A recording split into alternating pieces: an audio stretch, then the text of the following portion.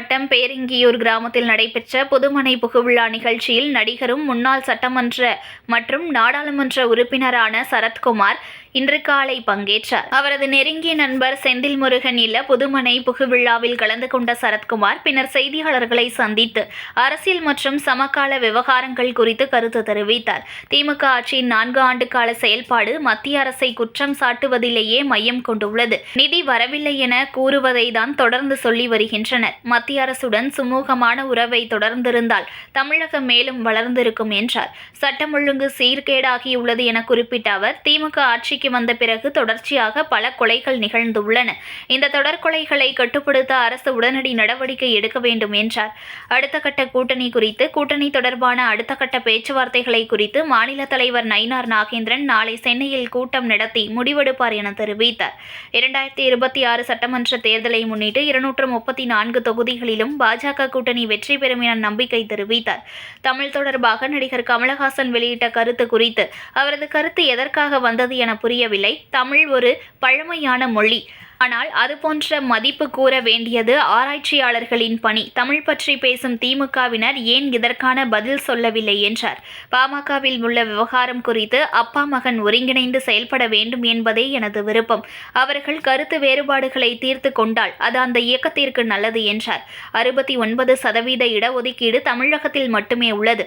இதுபோன்ற பெரிய சட்டத்தை மத்திய அரசு உருவாக்கி அனைத்து மாநிலங்களிலும் அமல்படுத்த வேண்டும் என கூறினார். இந்நிகழ்ச்சிகளில் ஏராளமான பாஜக தொண்டர்கள் மற்றும் கட்சி நிர்வாகிகள் பலர் கலந்து கொண்டனர்.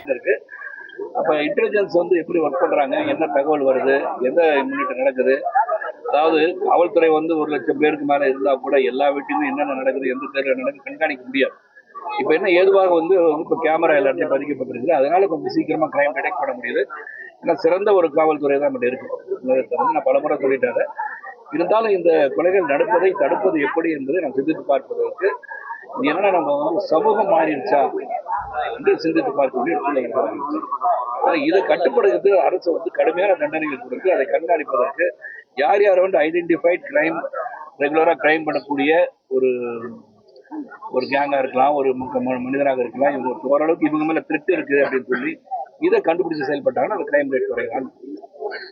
2026 சட்டமன்ற தேர்தல் பணிகள் எந்த அளவுக்கு இருக்கு? கூட்டணி கட்சிகள் எந்த அளவுக்கு பேசிக்கிறீங்க? இல்லை, இப்போ நான் மாநில தலைவர் கிடையாது. மாநில தலைவர் நயினார் நாகேந்திரன் அவர்கள் அவங்க தொடர்ந்து பேசிட்டு இருக்காங்க. இன்னொரு இப்போ இந்த மீட்டிங் நாளைக்கு இன்னைக்கு முடிஞ்ச பிறகு சென்னையில் தொடர்ந்து முன்னணி தலைவர்களும் பொருளாளர்கள் எல்லா நிர்வாகிகளை வச்சு ஒரு கூட்டம் போடுறதா சொல்லியிருக்காங்க. அதில் பலரின் கருத்துக்கள் கேட்கப்படும். அந்த கருத்துக்கள் கேட்ட பிறகு அந்த கருத்தை மேற்கொண்டு அவங்க என்ன நினைக்கிறாங்க அவங்களுடைய மக்கள் சொல்லி நயினார் அவர்கள் தெரிந்து கொண்ட பிறகு அவங்க பேச்சுவார்த்தை. முருகர் மாநாடு அரசியல் மாநாடுன்ற மாதிரி சமூகத்துல எல்லாமே ஒரு கேள்வி. அதாவது ஒண்ணு நான் சொல்ல விரும்புறேன். நான் என்ன சொல்ல விரும்புறேன்னா, ஏதோ ஒன்றை நாம் சொல்ல மறந்து விட்டோம் என்று சொன்னால் அதை சொல்வதற்கு முற்படும் போது அது தீவிரம் என்று நினைக்கிறாங்க. இறைபக்தி இல்லாம நம்ம குழந்தையை வளர்த்துட்டு இருந்தோம்னா இறைபக்தியை ஊட்டும் போது என்னப்பா திடீர் சாமி கும்பிட சொல்றீங்க அப்படின்னு சொன்னா அது என்னன்னு சொல்றது நானு. அதே மாதிரி இது பெரும்பான்மையான இந்துக்கள் இருக்கிற நாடாக இருந்தா கூட நம்ம எல்லாரும் ஒற்றுமையா தான் இருந்துட்டு இருக்கோம். ஆனா சில விட்டு நாம் மறந்து விட்டோம் என்று சொல்லி இதை நாம் செய்யவில்லை என்று சொல்வது தவறாயிடுமான்றது எனக்கு புரியல. இப்ப என் குழந்தைய சாமி கும்பிடுங்க அப்படின்னு சொன்னா அப்பா அப்படின்னு சொல்லிட்டு போயிட்டாங்கன்னா சாமி கும்பிட வைக்கிறது தப்பா? சும்மா சொல்றேன், உதாரணத்துக்கு சொல்றேன். சாதாரண ஒரு எக்ஸாம்பிள். அது வேகமாக பயணித்துக் கொண்டது உலகத்துல சாமி ரூம்ல போய் சாமி கும்பிட்டு போறதுக்கே நேரம் இல்லாம இருக்கு. ஸோ நாம் இந்த பழக்கத்தை ஏன் வளர்த்துக் கொள்ளக்கூடாது என்று சொல்வது தவறா என்பது எனக்கு புரியவில்லை. அது சொல்றது தீவிரம் நினைச்சுக்கிறாங்க. அப்புறம் ஒருத்தர் அந்த காசிசம் சொல்லிடுறாரு. இதெல்லாம் கிடையாது. ஒன்று இருக்கிறது சொன்னால் அதை வலியுறுத்தி சொல்வது தவறில்லை நினைப்பாங்க. நான் ஒரு முறை நான் கிரிக்கெட் இந்த மகனுக்கு சொல்லி தரதுக்காக நான் ஸ்ரீலங்காவில் ஒரு நல்ல கோச் ஒருத்தர் ரெக்கமெண்டேஷன் மூலியமா என் சன்னண்டா கிரிக்கெட்ல போனேன். அந்த கேட்டதும் நீங்க ஷாக் ஆனிச்சு எனக்கே. என் பையன் வேகமா வந்தான் வெளியே. இந்த கோச் உங்களை பார்க்கணும்னு சொல்றாங்க. என்ன விஷயம்? என்ன எதுக்கு பார்க்கணும்? ஒன்று தானே பார்க்கணும். உங்களுக்கு கூப்பிடுறாரு. என்னங்க உங்களுக்கு வேதங்கள் தெரியுமா? வேதம் இருக்க தெரியும். வேதம் படிச்சிருக்கீங்க? இல்லைன்னு. அப்போ பையனுக்கு நான் சொல்லி தர மாட்டேன். அப்போ அவரை நான் என்ன சொல்றது? அப்ப அவர் இந்து என்று சொன்னால் அனைத்தும் தெரிந்திருக்க வேண்டும் நினைத்த ஒருவராக அவர் இருக்கார். அவரை நான் என்னன்னு சொல்றது? அப்போ என்ன சார் இப்படி எல்லாம் பேசுறீங்க, நான் கேட்க முடியுமா? அவர் அப்படி இருக்காரு. அவர் அது உறுதியாக இப்படி இருக்கணும். நீங்க இந்துன்னு சொல்றீங்க, ஏன் படிக்கலன்னு கேட்கிறாரு. என்ன எங்க அப்பா எனக்கு சொல்லி தரல, எங்க அப்பா அவங்க அப்பா சொல்லி தரல. So we are not learned it. So now if somebody wants to teach you, you don't want to learn, அதை தீவிரமா வந்து உள்ள திணிக்கிறாங்கன்னு சொன்னா அது தவறு நான் நினைக்கிறேன். ஸ்டாலின் 200 தொகுதிக்கு மேல நாங்க வெற்றி பெறுவோம் அப்படின்னு சொல்லியிருக்காரு. எப்படி பாக்குறீங்க? அது எப்படி பாக்குறேன்னு தெரியல சார். அது பாக்குறது வந்து 2026 தேர்தல் முடிஞ்ச பிறகு தான் பார்க்க முடியும். சட்டமன்ற தேர்தலில் போட்டியிடல சார் 2026. நான் போட்டியிடுறா இல்லையான்னு சொல்லி எங்க தலைமையை முடிவெடுத்து சொன்ன பிறகு எனக்கு முடியும். அதிமுக தோல்ல ஏறி பாஜக தவறு செய்து அது வந்து பாதிப்பு வந்து அதிமுக தான் சொல்லியிருக்காரு திருமாவளவன். மற்றவங்க சொல்றதை பத்தி நான் கருத்து சொல்ல விரும்பலைங்க. நான் வந்து இந்த தேர்தலை சந்திப்பதற்கு வியூகம் வழங்கப்பட்டிருக்கிறது. அந்த வியூகத்தில் சிறப்பாக பயணித்து அந்த கூட்டணி வந்து வலுவாக இருந்து அதை வெற்றி பெறுவதற்கான முயற்சியில் ஈடுபட்டிருக்கும் போது மற்றவர்கள் கருத்துக்களை கேட்டுட்டு தான் போயிட்டு இருக்கும்போது பல பேர் பல கருத்துக்களை சொல்லுவாங்க. அதான் கேட்டு உள்வாங்கிட்டு நம்ம போயிட்டே இருக்க முடியாது. செயல்பாடு நடக்கும். 200 தொகுதியில வெற்றி பெறுவோம்னு சொல்லிட்டு ஸ்டாலின் சொல்லியிருக்காரு. 234 தொகுதியில் இந்த கூட்டணி வெற்றி பெறும் நான் சொல்லிடுறேன். கனவுன்னு சொல்லிட்டு நான் சொல்லிடுறேன் 234 தொகுதியில் ஜெயிக்கலாம் நான் சொல்றேன். அவர் அன்று வந்து திராவிட முன்னேற்ற கழகத்திற்கும் 40 என்ற கோஷத்தை உருவாக்கி தந்ததே நான் தான். அப்ப 40 என்பது வெற்றியாச்சு. இப்ப நான் சொல்ல 234 என்று நான் சொல்றேன். அப்படி சொல்லிட்டு போகணும். எல்லாரும் சொல்லிக்கணும். உழைப்பு வேணும், அந்த உறுதி வேணும். மக்களிடம் எடுத்து சென்ற திட்டங்கள் தீட்டுகின்ற ஒரு சக்தி வாய்ந்த ஒரு கூட்டணி உருவாகி இருக்கிற நினைத்துக் கொண்டு அதன் வழியில் செயல்படுவது. மொழி பிரச்சனை தொடர்பாக கமலஹாசனோட ஸ்டாண்ட் எப்படி சார் பாக்குறீங்க? கமலஹாசன் ஸ்டாண்ட் வந்து அது வந்து ஒரு திரையுலக நிகழ்ச்சி. முதல்ல அவர் எதுக்காக அப்படி சொன்னார்ன்னு எனக்கு தெரியல. ரெண்டாவது, தமிழ் வந்து ஒரு மூத்த மொழி இல்லைன்னு சொல்லலை. ஆனா தமிழிலிருந்து வந்ததுக்கான ஆதாரம் அவர்கிட்ட இருக்கான்னு சொல்லி நான் ஆராய்ச்சியாளரும் இல்லைன்னு சொல்லிட்டார். ஐம் நாட் ஹிஸ்டாரியன் சொல்றாரு. அப்படி இருக்கும்போது அந்த கருத்தை பதிவு செய்வதற்கு காரணம் புரியல. அதனால இப்ப வந்து வேகமாக சுரண்டு கொண்டிருந்த உலகத்தில் நான் வந்து முற்போக்கு சிந்தனையோடு நாம் வந்து முன்னேறி செல்ல வேண்டிய நாட்களில் திட்டங்கள் தீட்டி மக்கள் நல்லா இருக்கும்னு நினைக்கும் போது இந்த சர்ச்சைகளெல்லாம் கொண்டு வந்து இந்த சர்ச்சையெல்லாம் என்ன பயனடைய போறோம் நமக்கு தெரியல. கர்நாடகா நம்மளுக்கு ஒரு பெரிய பிரச்சனையை வந்து உருவாக்குறதுக்கு வந்து ஒரு அவருடைய சொல் வந்துருச்சு இல்லையா? அது தேவையான நம்ம யோசனை பண்ணி பார்ப்பேன். இப்ப இங்க தமிழ் பற்று கொண்டவர்கள் இதை பற்றி ஒரு கருத்து இது வரைக்கும் சொன்ன மாதிரி தெரியல எனக்கு.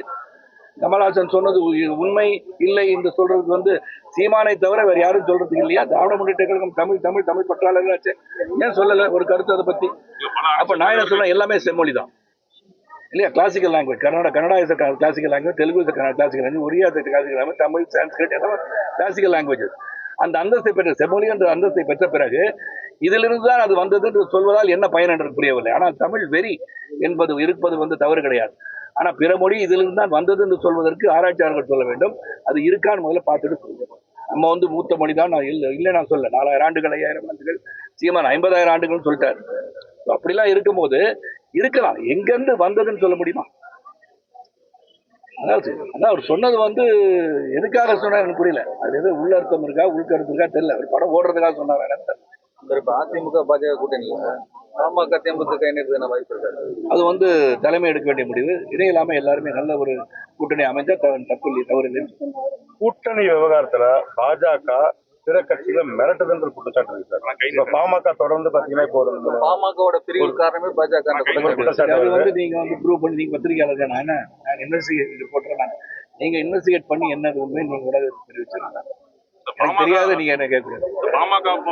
பாமகக்குள்ள நடக்கிற பிரிவினைக்கு பாஜக தான் காரணம் அப்படின்னு இல்ல. அவங்க 2 பேரும் வந்து ஒற்றுமையா இருக்கணும்னு நான் நினைக்கிறேன். நான் எந்த இயக்கத்தை வந்து உடைப்பதற்கு வந்து யாரும் நினைக்க மாட்டாங்க. அவங்க அப்பாவுக்கும் மகனுக்கும் உள்ள பிரச்சனை வந்து சுமூகமா, ஏன்னா தந்தையும் மகனும் என்று ஒன்றாக இருக்க வேண்டும் நினைப்பவன் நான். அது எந்த ஒரு கருத்து வேறுபாடுகளும் கொஞ்சம் சீக்கிரமா வந்து கலைஞ்சு எடுத்துட்டாங்கன்னா அந்த இயக்கத்துக்கு நல்லது நான். அதுக்கப்புறம் யார் கூட கூட்டணி வைக்கிறாங்க அது அடுத்த கட்டம். என்னை பொறுத்து ஒற்றுமையா இருக்கணும் எல்லாரும் நினைக்கிற போது எதற்காக அதுவும் ஃபாதர் அண்ட் சன் ஃபைட்ன்றது எனக்கு வந்து மனசுல கொஞ்சம் கஷ்டமா இருக்கும். ஐயாவையும் தெரியும், எனக்கு அவரையும் தெரியும். தமிழ்நாட்டுல பாஜக வளர்ச்சி அந்த அளவுக்கு இருக்கு, சிறப்பா இருக்கு. போனதுலேயே பாத்தீங்களா 20% வந்திருக்கும். தொடர்ந்து வந்து வளர்ச்சி அடைஞ்சிட்டு தான் இருக்கு. அந்த உழைப்புன்னு அதிகரிக்கும் போது அனைவரும் சேர்ந்து களத்தில் சந்திக்கும் போது நிச்சயமா நல்ல பெர்சன்டேஜ் நம்ம உருவாக்கி கொண்டு வர முடியும். இந்த கூட்டணியோட பயணத்தை செயல்படும் போது மேற்கொண்டு வலு சேர்ப்பதற்கு வேலையை செய்யலாம். பாஜக உங்க பயணம் எப்படி சார் இருக்கு? நல்ல சிறப்பா இருக்கு. வன்னியர்களுக்கான தனி இடஒதுக்கீட்டுல உங்களோட நிலைப்பாடு என்ன சார்? வன்னியர்களுக்கான 10.5% பெரிய ஒரு உங்களோட நிலைப்பாடு பெரிய சப்ஜெக்ட். நிலைப்பாடு பத்தி இல்ல, உள்ஒதுக்கீடை பற்றி பேசுவதற்கு விழாவரியா பெருசா பேசும். ஏன்னா தமிழ்நாட்டில் 69% ஒதுக்கீடு இருக்குன்னு சொன்னா எல்லா மாநிலங்களும் கிடையாது. 50% மேல இருக்குண்டாங்க. அது வந்து மிகப்பெரிய ஒரு சட்டத்தை உருவாக்கி மத்திய அரசு செயல்பட்டு மத்திய அரசு சொல்ல வேண்டிய கருத்தை சரத்குமார் சொல்வதற்கு தகுதி அல்ல. செய்திகளை உடனுக்குடன் தெரிந்து கொள்ள லைக் பண்ணுங்க, ஷேர் பண்ணுங்க, சப்ஸ்கிரைப் பண்ணுங்க, மறக்காம கமெண்ட் பண்ணுங்க.